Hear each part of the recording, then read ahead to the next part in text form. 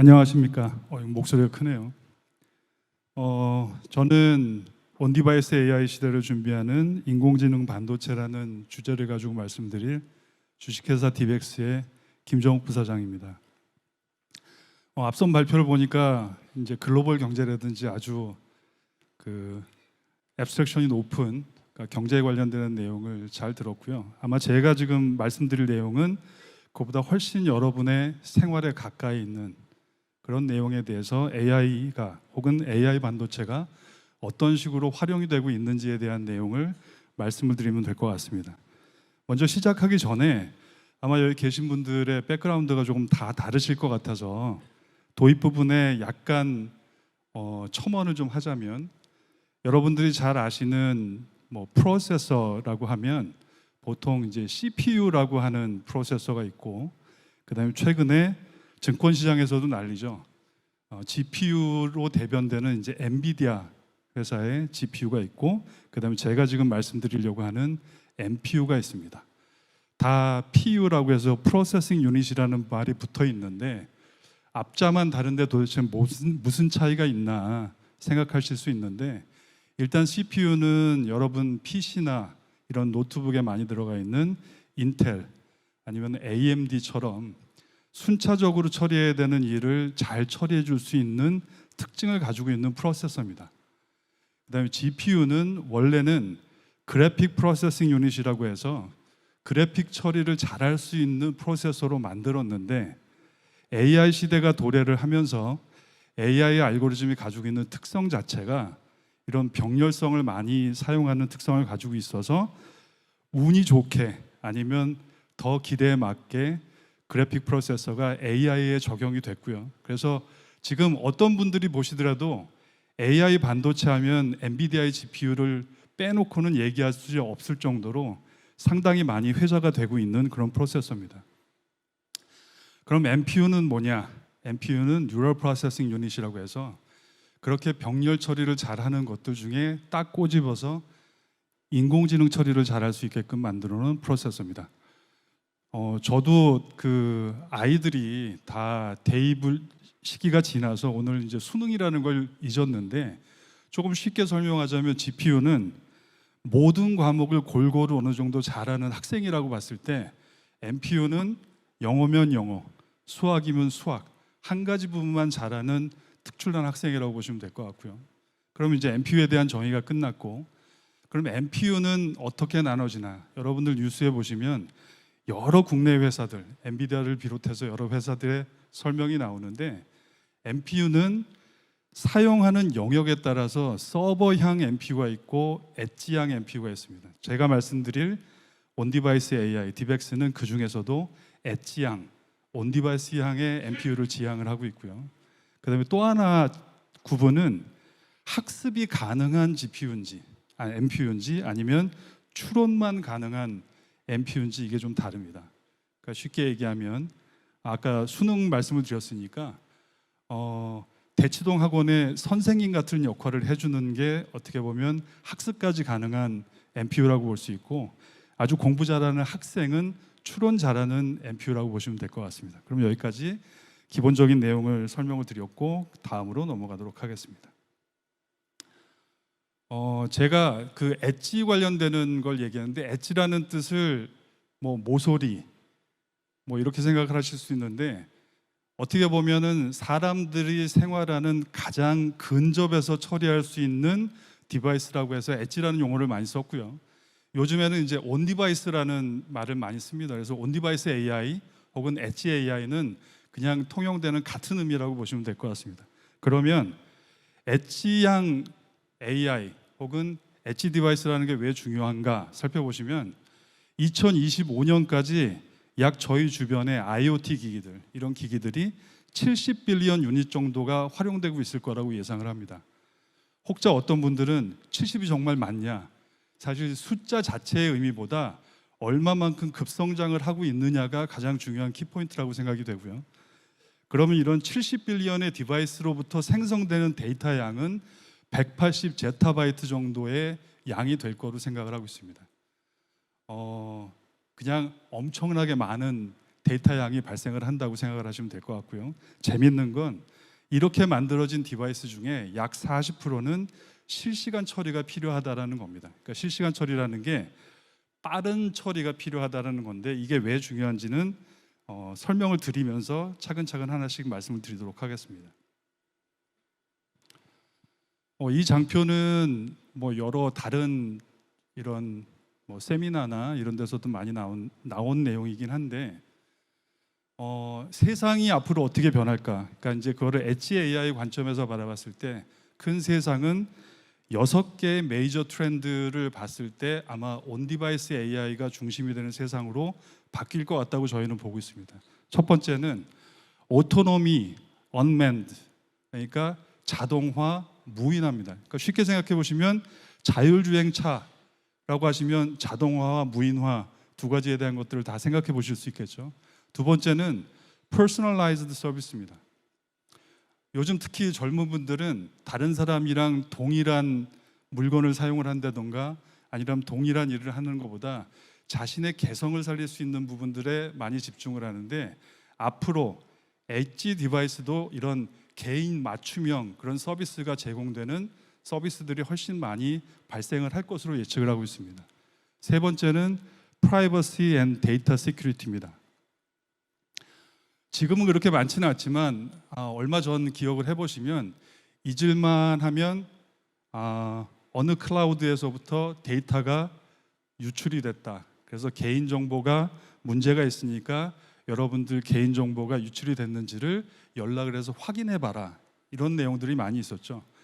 클라우드에 데이터를 저장을 했을 때 사람들이 가지고 있는 근본적인 의구심 내지는 마음에 안 드는 그런 부분들은 혹시라도 내 데이터, 공유되고 있는 내 데이터가 다른 사람들 손에 혹은 해킹을 통해서 잘못된 방향으로 사용되고 있지 않을까라고 하는 우려심이 있는데, 이거를 근원적으로 해결할 수 있다면, 즉 클라우드를 안 쓰고 내 주변에서 처리가 가능하다면 사람들의 활용도가 훨씬 높아질 것 같다.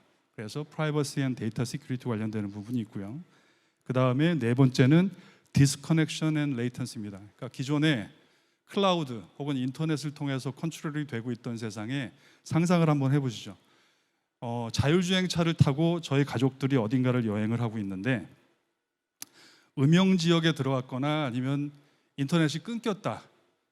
그랬을 경우에 자율주행 자동차의 컨트롤을 내가 마음대로 할 수 없다거나 아니면 문제가 생겼을 때 과연 이걸 어떻게 극복을 할 건가. 그렇다면 당연히 인터넷 커넥션이 아니라 로컬에서 처리할 수 있는 무언가가 존재해야 되는데, 그것도 역시 온디바이스 프로세싱이라고 볼 수 있습니다.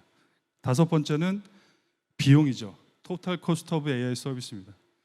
여러분들 그 챗GPT 처음에 나왔을 때 아마 많이 써보셨을 텐데, 우스갯소리로 오픈 AI 혹은 이런 서비스를 하는 회사를 망하게 하는 방법은 많이 써주는 거라는 얘기가 돌았을 때가 있었습니다. 뭐냐면 실제 사용하는 비용 대비, 그거를 처음에는 무료로도 많이 사용을 했지만 코스트가 많이 든다는 거죠. 그거와 비슷한 궤로 카본 이미션 관련되는 부분도 들 수 있습니다. 그래서 저희가 바라보는, 특히 이제 디벡스가 바라보는 세상은 아마도 클라우드 서비스가 완전히 없어지진 않고 그 역할을 하겠지만 상당히 많은 부분에서 온 디바이스에서 처리가 되는 형태로 사회는 변화해 나갈 거다. 이렇게 예상을 하고 있습니다. 그렇다면 사회가 그렇게 변할 거고 그냥 준비를 하면 되지 않냐. 근데 아까 그 전에 발표하신 분도 No Free Lunch 얘기를 하셨는데, 역시 그대로 그냥 얻어지는 건 없죠. 저희가 생각하기에 한 6가지 정도 그런 방향의 전환을 막는 블러커가 있습니다. 첫 번째는 기존의 GPU를 그냥 쓰면 되는 거 아니냐. 그러니까 온 디바이스에서 쓰기에는 일단 가격이 비쌉니다. 그 다음에 전력 소모가 많고요. 세 번째는 전력 소모와 함께 발열이 많기 때문에 실제로 GPU를 적용해 보신 분들 같은 경우에는 아마 동의를 하실 것 같습니다. 두 번째는 그러면 GPU를 안 쓰면 되는데 엣지 NPU는 뭘 쓰면 되냐? 아직까지 시장에 절대 강자라는 게 없죠. 그러니까 GPU 같은 경우에는 그냥 엔비디아 걸 사서 쓰면 되는데 그럼 엣지 NPU는 뭘 써야 되지? 아직까지는 군웅할 것 시대의 상황을 살고 있다고 보면 될 것 같습니다. 세 번째가 AI 모델이 가지고 있는 원천적인 문제 중에 하나인데, AI 모델을 조금이라도 아마 접해 보신 분들은 불면증에 시달린다는 얘기를 하세요. 왜? 자고 일어나면 새로운 게 자꾸 나오니까. 그리고 개선되는 것들이 계속 적용이 됩니다. 그래서 AI 모델 자체의 변화가 빠르기 때문에 이런 변화에 맞춰서 무언가를 타겟팅을 한다는 게 쉽지 않다. 그러니까 무빙 타겟이 되기 때문에 어디에 초점을 맞춰야 될지 잘 모르겠다라는 게 있고요. 그 다음에 네 번째는 accuracy drop입니다. 이거는 후반부에도 잠깐 설명을 드리겠지만 GPU는 보통 32비트의 수체계를 쓰고 있는데 얘를 좀 더 전성비를 좋게 처리를 하려다 보니까 엣지는 보통 8비트나 8비트 이하의 수체계로 상태를 표현을 합니다. 그러면 당연히 32비트로 촘촘하게 데이터를 표현하는 것 대비해서 8비트로 표현했을 때 양자와 오류라고 해서 퀀타이제이션 에러가 발생할 수 있고요. 이 에러가 크다면 과연 인공지능을 엣지에서 사용할 수 있나라고 하는 의구심이 들 수 있겠죠. 다섯 번째는 여전히 엣지 NPU라고 나온 업체들의 제품이 가격이 싸지는 않습니다. 그래서 가격이 비싸다는 거.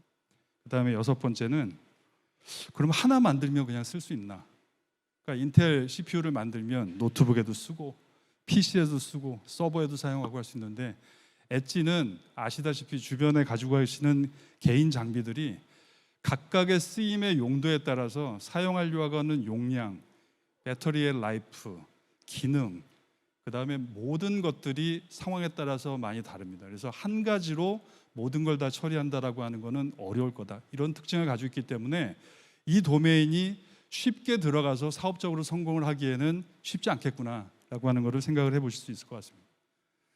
여기까지 이제 설명을 들으시면 아니 이 사람은 디벡스라고 엣지형 NPU를 만든다는 사람인데 맨날 나와서 어렵다는 얘기만 하니까 그럼 어떻게 하라는 얘기냐라고 할 텐데 그 이후에 저희가 생각하는 극복 방안은 또 말씀을 드리도록 하겠습니다. 또 하나, AI 모델과 엣지가 과연 궁합이 맞는 조합인가? 원천적인 걸 생각을 해보면 AI는 기본적으로 빅데이터를 기반으로 처리를 하는데 엣지는 소형 디바이스고 적은 전력을 써야 되기 때문에 결국은 큰 짐을 작은 가방에 집어넣는 것처럼 쉽지 않은 일이 된다고 생각해 보실 수 있을 것 같습니다. 그래서 뭔가 기술적인 혁신이 필요하다. 뭐 옛날에 그런 게 있었죠. 뭐 그 코끼리를 냉장고에 넣는 방법, 뭐 이런 것처럼 뭔가 좀 획기적인 방법이 필요할 것 같다. 그 다음에 GPU가 잘 안 되는 이유는 아까 설명드렸던 것처럼 세 가지를 들 수 있습니다. 뭐냐면 가격이 너무 비싸다 여전히. 두 번째는 전력 소모를 많이 쓴다. 세 번째는 이것 때문에 발열이 많이 난다. 발열은 뭐 만약에 뭐 겨울에 집안에 있는 그 전기 청소기 아니 로봇 청소기가 발열이 나서 실내 온도를 따뜻하게 해준다. 그러면 뭐 어떤 좋은 점도 있겠지만 대부분은 발열이 발생했을 때는 제일 위험한 부분이 오동작이 발생하는 거고 오동작이 발생했을 경우에 미션 크리티컬한 일을 하는 것, 예를 들어서 자동차 아니면 뭐 전술형 드론 아니면 비행기 뭐 이런 경우에는 상당히 큰 문제를 발생시킬 수도 있습니다. 자, 제가 소타라고 하는 게 스테이트 오브 디 아트라는 뜻인데 이제 최신 알고리즘이라는 뜻이거든요.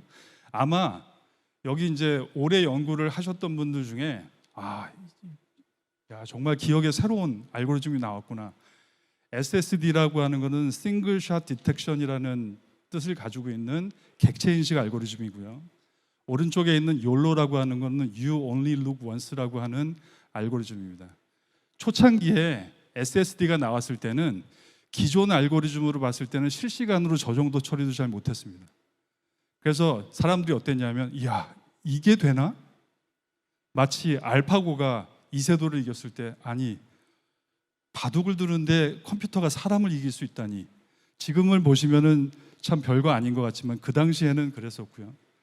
그 다음에 최근의 알고리즘을 보시면 왼쪽에 있는 사진에서 디텍트하는 것보다는 훨씬 많은 객체를 실시간으로 디텍트를 합니다. 그러면 저희는 이제 이걸 보고서 이제는 상용화 가능할 정도의 수준으로 AI 모델이 발전을 했구나. 그러면 이제 여기서 가끔 이런 데모를 보여드리면 이런 질문을 하세요. 그러니까 디벡스가 이런 AI 모델을 만드는 회사인가? 저희 회사는 그런 AI 모델을 만드는 회사가 아니라 이런 AI 모델이 실시간으로 저전력으로 더 정확하고 더 다양한 알고리즘을 돌릴 수 있는 하드웨어랑 환경을 만드는 회사입니다. 이후에 잠깐 더 설명을 드리도록 할게요.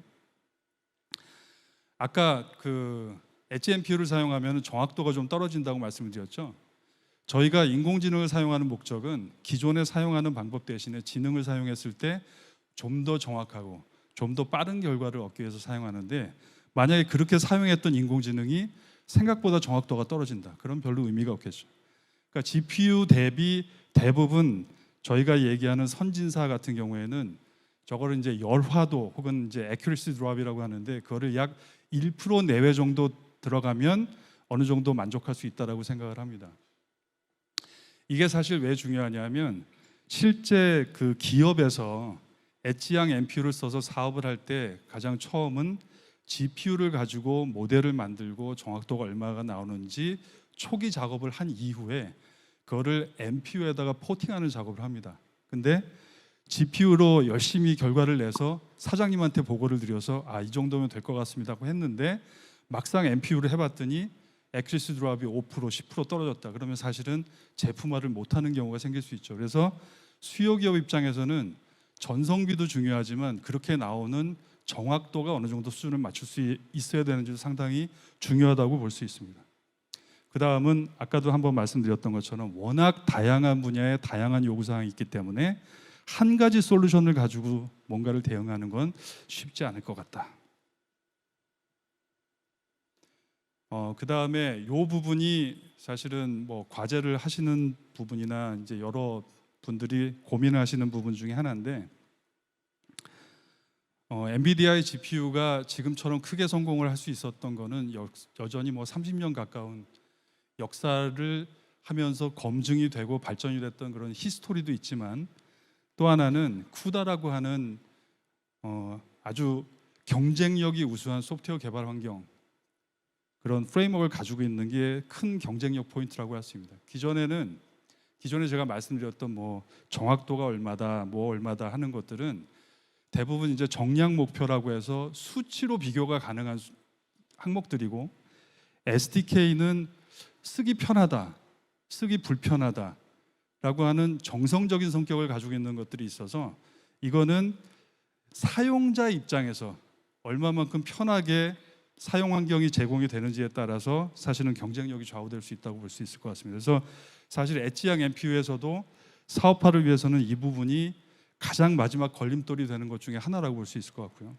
자, 그럼 여태까지 이제 여러 가지 그 엣지형 NPU 혹은 엣지 도메인, 온 디바이스로 산업의 변경이 있을 것 같고, 그 변경을 하기에는 여러 가지 그런 제반 조건들, 그다음에 상황 변화들이 있고, 그런데 보니까 엣지로 가기에는 여러 가지 문제점들이 실제로 있고, 그 문제를 극복해야만 사업적인 성공이 가능할 거다라고 하는 배경 설명을 드렸고, 제가 이제 디벡스에서 왔기 때문에 어쩔 수 없이 이제 디벡스가 어떤 식으로 이거를 대응을 하느냐라는 거를 말씀을 드리면, 저희 업체뿐만이 아니라 다른 업체도 비슷한 문제를 조금 다양한 방법으로 해결하기 위해서 노력을 하고 있다, 이렇게 생각을 해보시면 될 것 같습니다.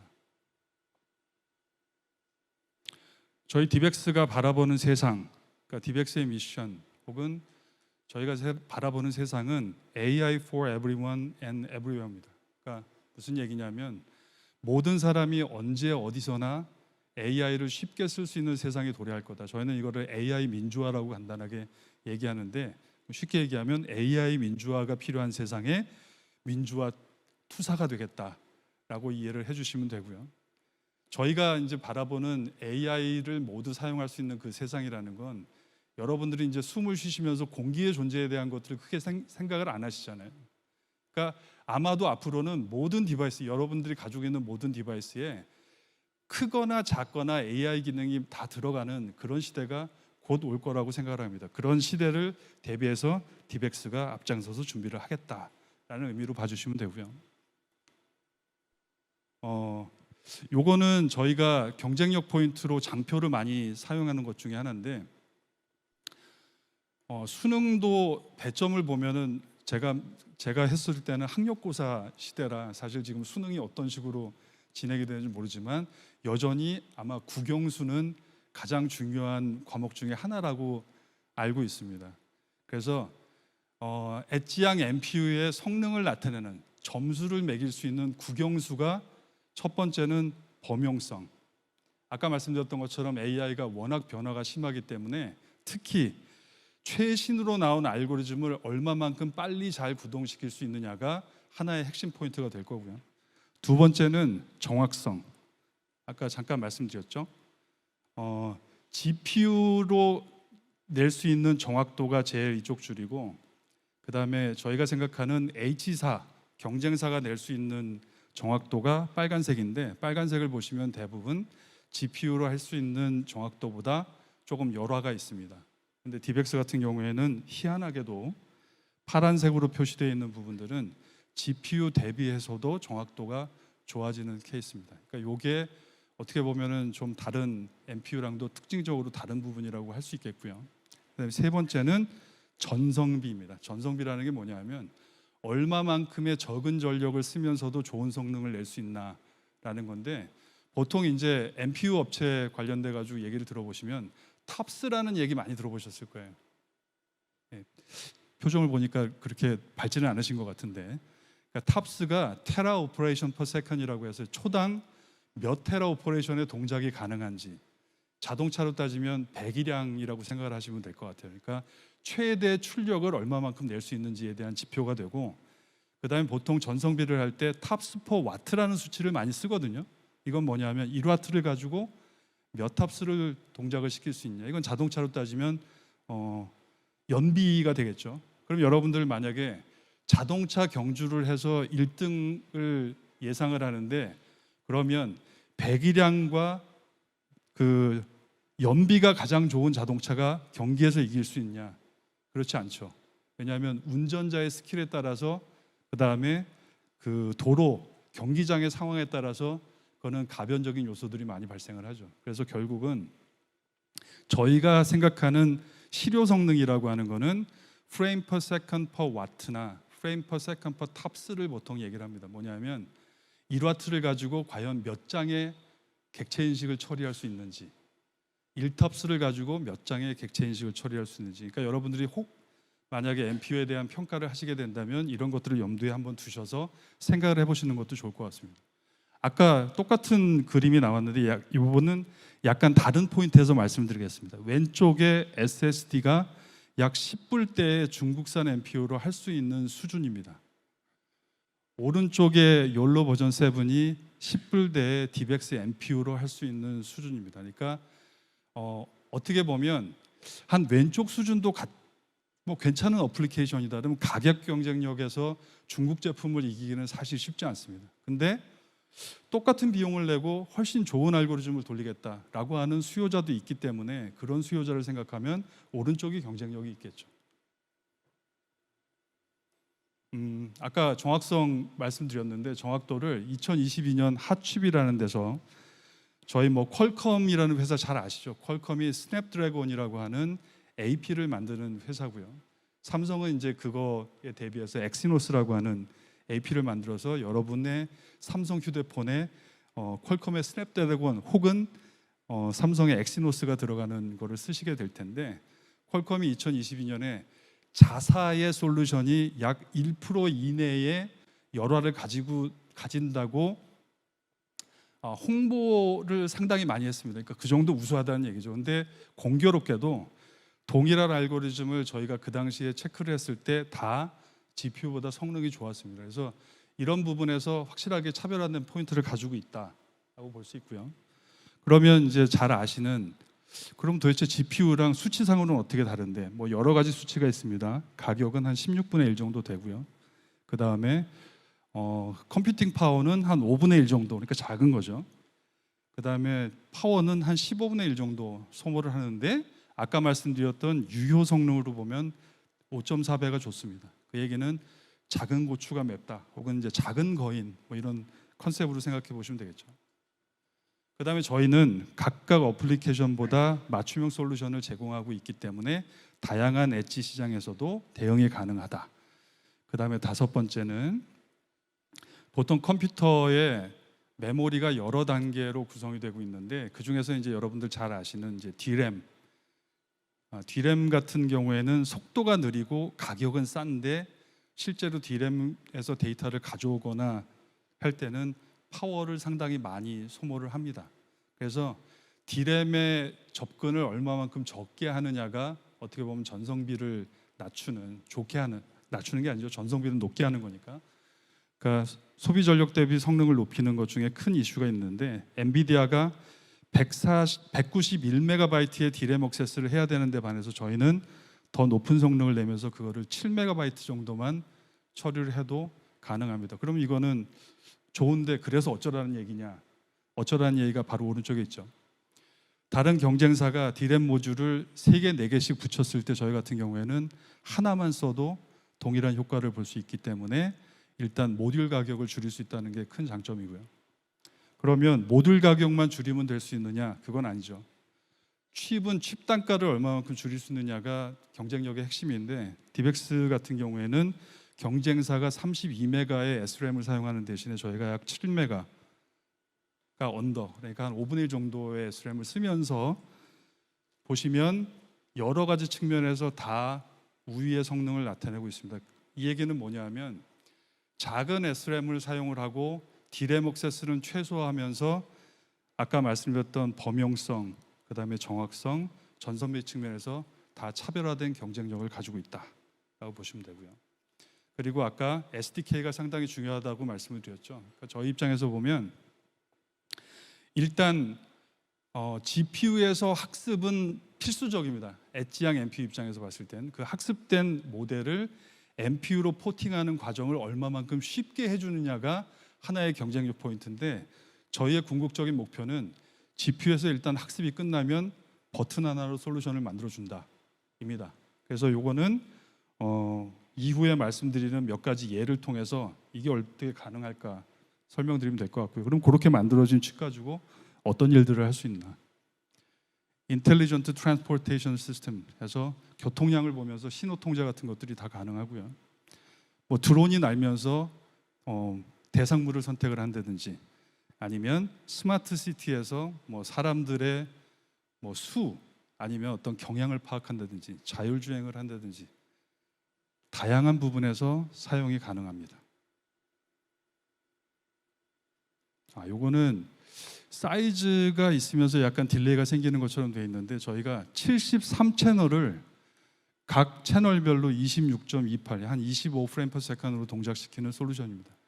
그러니까 디벡스는 엣지향 솔루션뿐만이 아니라 엣지 서버라고 해서 추론 전용인 서버 솔루션도 가지고 있는데 이 이유는 저희가 그 스마트한 CCTV를 만드는 대신에 이미 세상에는 100억 대 이상의 구형 CCTV가 사용이 되고 있습니다. 그런 구형 CCTV 같은 경우에는 서버단에서 이미지를 받아서 객체 인식을 하든지 이런 처리가 필요하기 때문에 이런 솔루션도 필요한 거고요.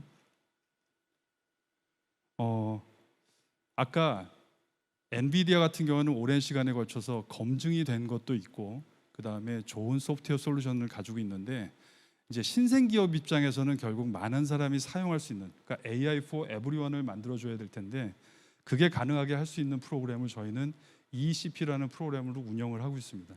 그 ECP라는 건 뭐냐면 Early Engagement Customer Program이라고 해서 아마 왼쪽 그림은 이제 학생들 같은 경우에는 많이 아실 수도 있는데 오렌지파이라고 하는 싱글보드 컴퓨터입니다. 그러니까 보통 학교에서 뭐 텀 프로젝트 같은 거를 할 때 컴퓨터 대신에 사용하는 아주 간단한 기능이 있는 컴퓨터라고 보시면 되고요.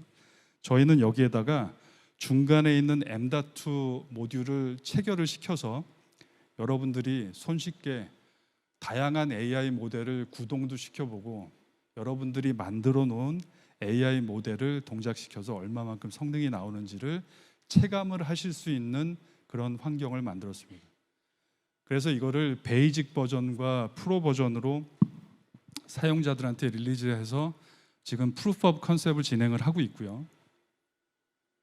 이렇게 해서 저희가 약 120개 그러니까 국내외 업체들에 제공을 해서 관련되는 POC를 진행을 하면서 피드백도 저희가 많이 받고 있죠. 왜냐하면 아직은 저희가 매스 프로덕션을 가지고 사업을 진행하기 전 단계이기 때문에 상당히 많은 이런 액티비티들을 진행을 하고 있습니다.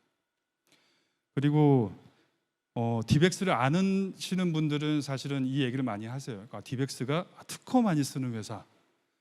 저희가 특허를 약 300건 이상을 지금 현재 핵심 특허를 보유하고 있는데 단순하게 숫자뿐만이 아니라 포브스에서 선정한 특허의 평가를 보면 퀄컴, 암, 엔비디아, 인텔 대비해서 엣지 NPU에 관련되는 특허를 훨씬 유효 특허를 훨씬 많이 보유하고 있다고 평가를 받고 있습니다. 그러니까 양과 질 양면에서 의미 있는 특허들을 많이 보유하고 있다. 이게 왜 중요하냐? 제가 예전에 삼성에서 삼성전자에 근무를 했었고 그 당시에 SRP라고 하는 DSP랑 SGPU라고 하는 GPU 개발을 담당했던 사람인데 그 당시 개발할 때 가장 문제가 뭐였냐면 엔비디아의 GPU 관련된 특허가 곳곳에 자리 잡고 있어서 저희가 뭐라고 그랬냐면 거의 지뢰밭을 밟고 있는 것 같다라는 생각을 많이 했거든요. 저희는 궁극적으로 저희가 이 NPU에 관련되는 전장에 지뢰밭을 까는 역할을 지금 하고 있다고 보시면 될 것 같습니다. 그를 통해서 작년도에 그 김동원 대표 저희 디벡스의 대표이신데 김동원 대표가 대통령상을 수상한 바 있고 그 외에 다양한 이벤트에서 상을 받은 바 있습니다. 그러니까 이거는 여러분들이 사실 많이 응원도 해주시고 국가기관에서 지원도 많이 해주셔서 저희가 되게 다양한 국책 과제를 통해서 기술을 확보했고요. 금년 2024년 CECO에 그래서 AI 반도체 업체는 처음으로 혁신상 상관왕을 받은 쾌거를 달성을 했습니다. 이 자리를 빌어서 다시 한번 감사 말씀드립니다. 아까 말씀드렸던 것처럼 저희는 되게 다양한 어플리케이션에 대한 솔루션을 가지고 있고요. 왼쪽에 스마트 카메라 모듈, 서베일런스 시스템과 같은 로엔드부터 미드엔드의 컨슈머 일렉트로닉스, 스마트 모빌리티 드론 관련된 것, 하이엔드의 자동차, 그 다음에 엣지 서버 관련되는 부분을 골고루 처리를 하고 있습니다. 내부의 칩은 미드엔드, 로엔드, 하이엔드에서 다양한 칩셋들을 보유하고 있습니다. 이 부분 좀 재밌는 영상이랑 최근에 오픈한 저희 홍보 영상인데 일단 GPGPU랑 디벡스 M1을 비교를 해보면 욜로 버전 8이라는 걸 돌렸을 때 정확도 GPU보다 약간이지만 높습니다. 그 다음에 성능은 욜로 버전 S, 5S를 동작시켰을 때 프레임 퍼 세컨이 590으로 551을 했던 것보다 높고요. 근데 결정적으로는 파워나 코스트를 따져보면 GPU 대비 약 20배 정도의 효율성을 가지고 있다고 보시면 될 것 같습니다. 그 다음 영상이 좀 재밌는데 이건 욜로 버전 5 640, 640 모델을 30프레임으로 동작을 시켰을 때 왼쪽이 디벡스 NPU고 오른쪽이 글로벌리 가장 유명한 NPU입니다. 동작을 시켰더니 한쪽은 60.7도가 나왔고요. 동작했을 때 발열이 저희는 한 35도 정도 나왔죠. 그래서 저희가 내건 슬로건 중에 하나가 사람만큼 따뜻한 NPU를 만든다. 즉 사람의 체온 수준으로 동작을 하고 사람이 따뜻함을 느낄 수 있는 세상을 만드는 데 일조를 하자라고 하는 측면으로 보시면 될 것 같습니다. 그럼 여태까지는 이제 과거와 현재에 대해서 말씀드렸는데 앞으로의 세상은 어떻게 바뀔 것 같냐? 제가 봤을 때 AI 모델은 챗GPT가 나왔을 때의 세상과 그 전 세상이 다른 것 같습니다. 아까 알파고도 잠깐 말씀을 드렸는데 알파고가 나왔을 때는 아니 AI가 이런 것도 해? 사람을 이기는 게 있네 정도의 충격이었다면 챗GPT가 나왔을 때는 사람이 하는 거는 이제 AI가 다 할 수도 있겠구나라고 하는 그런 생각을 들게끔 했죠. 중간에 있는 선이 GPU로 할 수 있는 컴퓨팅의 라인이고 파란색으로 올라가는 라인이 현재 다양한 라지 랭귀지 모델에 요구하는 연산 수준입니다. 이미 크로스를 했고 지금 아무리 좋은 GPU를 갖다 대도 연산량은 계속 부족한 상황입니다. 그리고 재밌는 건 최근에 국가 경쟁력, 아니죠. 그러니까 기업의 경쟁력을 할 때 우스갯소리로 H백을 몇 장을 가지고 있느냐가 그 회사의 경쟁력이다라고 할 만큼 GPU가 상당히 중요합니다. 그리고 재밌는 건 챗GPT 같은 경우에도 3.5에서 4.0이 될 때 한 20배 정도의 인퍼런스 코스트가 증가를 했습니다. 그러니까 장난이 아니죠. 아까 말씀드렸던 것처럼 열심히 써주면 회사가 망할 수도 있습니다. 근데 엔비디아가 최근에 블랙웰이라고 하는 어마무시한 놈을 내놨는데 이 놈이 LLM 추론은 기존 대비 30배, 학습은 4배, 에너지 효율은 25배, 데이터 처리는 18배 정도가 좋다고 합니다. 제가 직접 이것까지 확인은 못했지만 어느 정도는 신빙성이 있지 않나 생각을 하고 있는데, 그래서 저희 국내에서도 아마 그 서버형 NPU를 하시는 분들이 조금 더 이제 어려운 상황에 직면할 수도 있지 않나. 그래서 아마 여러분들이 더 많이 응원도 해주시고 기술 개발에 박차를 가해야 되지 않을까 하는 생각이 있습니다. 샘 올트만도 얘기를 했죠. AI 칩 개발하는 거 필요하다. 자, 그러면 이제 LLM을 논하면서 아니 엣지 컴퓨팅하는 회사가 클라우드에서도 잘 안 되는 LLM을 가지고 무슨 소리를 하려고 하는 거냐라고 의아심을 가질 수 있을 텐데 지금은 약간 그게 좀 줄어들었죠. 그러니까 2024 CES에 삼성전자가 작은 공을 하나 쏴 올렸죠. 휴대폰에서 번역 기능을 하는 거를 소개를 했는데 그게 아주 센세이셔널한 반응을 얻었던 것 같습니다. 그러니까 무슨 얘기냐면 저희가 생활을 할 때 모든 거를 클라우드에서 처리할 만큼 중요한 정보 혹은 지식이 필요하지는 않거든요. 예를 들면 어떤 뭐 롯데리아가 됐던 맥도날드 됐던 그런 프랜차이즈점에 가서 주문을 하면서 키오스크에 제가 대화를 한다고 할 때 그 키오스크에다 대고 양자 컴퓨팅을 논한다거나 이러지는 않을 테니까, 그러면 그런 제한적인 범위에서는 약간의 지식이 제한된 걸로도 충분히 사용이 가능하지 않을까 하는 컨셉에서 그러면 엣지와 클라우드의, 그러니까 온 디바이스와 클라우드의 역할을 좀 나누면 효과가 있을 것 같다라는 생각이 있었고, 이거는 저희 생각뿐만이 아니라 아마 구글의 특허로 나와 있는 내용이지만, 학교를 만약에 예를 든다면 교수님이 직접 논문을 다 쓰시는 게 아니라 똑똑한 박사과정이 논문의 초안을 만들어 주시면 교수님이 교정을 하시면서 생산성을 높일 수 있는 그런 형태의 솔루션을 페더레이티드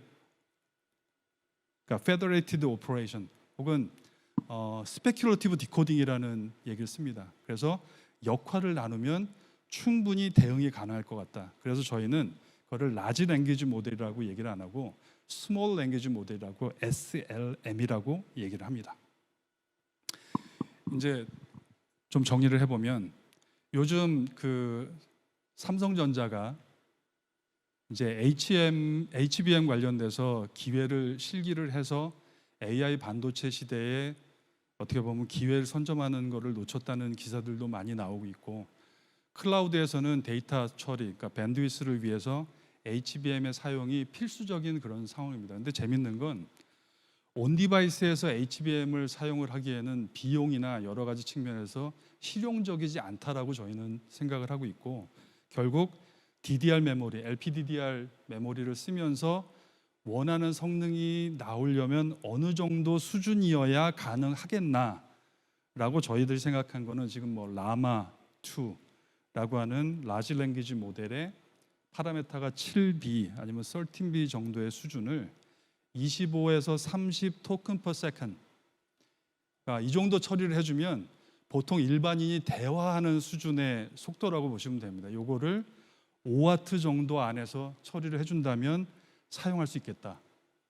그러니까 요거는 디벡스가 꼭 이렇게 하겠다라의 문제가 아니라 이 정도 파워에서 저 정도 성능은 나와줘야 현실적으로 사용이 가능할 거라고 생각을 하고 있습니다. 그래서 요 관련되는 내용은 저희가 LG U+와 협력을 통해서 거기서 엑사원이라고 하는 클라우드 서비스와 익시라고 하는 엣지 서비스를 결합을 하면서 솔루션을 만드는 것을 노력을 하고 있습니다. 그리고 지금 다른 엣지 NPU 업체들도 동일하게 관련되는 LLM 시대를 준비하기 위해서 노력들을 많이 하고 있는 것 같습니다. 간단하게 정리를 하자면 여태까지 시대는 비전 처리를 얼마나 값싸고 효과적으로 할 수 있는 시대였다면, 앞으로의 시대, 기존에는 눈의 시대라고 얘기하면 앞으로의 시대는 LLM을 얼마나 값싸고 효과적으로 동작할 수 있는 것들이 경쟁력을 좌우하는 시대가 될 거라고 생각을 하고 있고요. 저희를 비롯한 국내 NPU 업체들이 이런 시장에서 선점을 하기 위해서 불철주야 노력을 많이 하고 있습니다. 그래서 여러분들이 많은 관심을 가져주시면 그 업에 종사하는 많은 분들이 더 열심히 앞장서서 일을 할 수 있지 않을까 생각합니다. 예, 이상입니다. 감사합니다.